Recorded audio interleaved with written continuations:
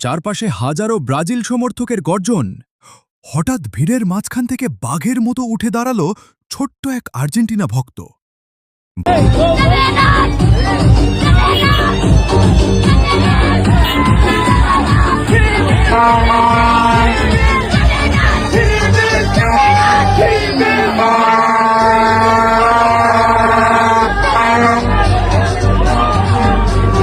ইতিহাস মুখস্থ না থাকলে তর্ক করতে আসবেন না।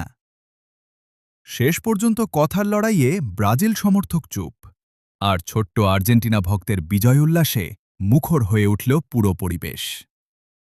ফুটবল শুধু খেলা নয়, এটা আবেগ। তবে সবটাই হোক হাসি ঠাট্টা আর বন্ধুত্বের মধ্যে।